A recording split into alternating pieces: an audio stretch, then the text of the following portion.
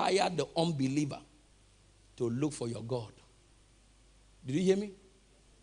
To seek your God.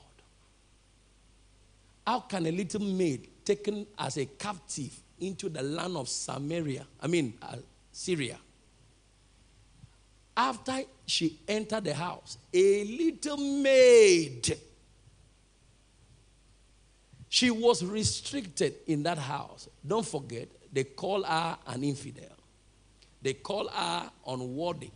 They call her an outcast. But she was brought into the house of Naaman as a slave. After she studied and was loaded and listening to her pastor at all times, she arrived at the house. Not as a maid, but as an instrument of blessing. So one day, when she saw the way the operation was, our master was in the one room, restricted because of leprosy. Bible said, mighty man in valor, or mighty man of valor, that we know. He said, by him, great deliverance were given to where? Assyrians. But he was a leper. Who brought the leprosy to an end? A little person that attended studies, listening to the pastor at all times. She called her madam and said, Ma, excuse me.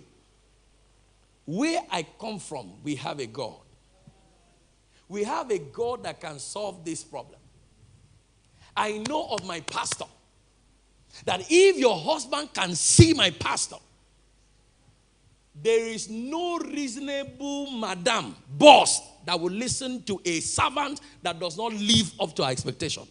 For her to say, I have a pastor, her lifestyle has been monitored by her madam. For the madam to even listen to her in the first place, then tell her husband, convince her husband, and say, we must leave to Samaria. We have to go to where the pastor of this child is. And they started going and they were not disappointed. Why? Someone live a life that shines the light. And by her, light came to Naaman and his household. Let light flow from you. You are a channel of light. Not a channel of spirit. You are what? A channel of what? Light. You shine as what? Light. Light. You are a light personified. That's why he said, let your light so shine before they may see your good works. Good works is light. Light is good works. Once you see light, you see good works.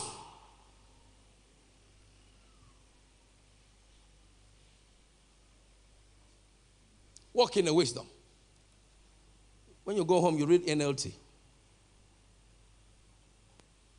So let me close in this verse 17 of Ephesians 4. Let's close there. You can see that Paul located the work of the unbelievers in the vanity of their mind. Did you see that? Is that an unbeliever walks in the vanity of his what?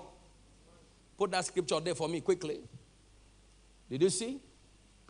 As other Gentiles walk. How? In the vanity of their minds.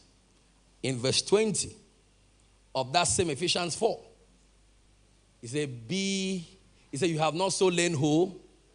You have not so learned Christ. He now spoke to them, the believers, away from the unbelievers. He spoke to the believers of what they learned. So what have you learned? What have you learned? He said they learned about Christ. What are you learning? In verse 23 of that same Ephesians 4, like I told you, I'm going to work on that. Verse 23 says, and be renewed in the spirit of your what? Of your mind. So he told them and told them that they have to be renewed in the spirit of their what? Of their mind. Spirit of their what? Mind. Mind, no. Mind. Someone say mind. I is the Passion Translation rendering this verse 23. Give me Passion. Let me see. I've not read it. I want to read it with you now. Passion says, now it's time to be what? To be made new by every revelation that's been given to you in the place of learning. Revelation given to you. I'm saying that because I'm leading you somewhere. So we can see that, number one, the believers walk, which is walk in love, walk in faith, walk in the spirit, walk in wisdom, walk in light, walk in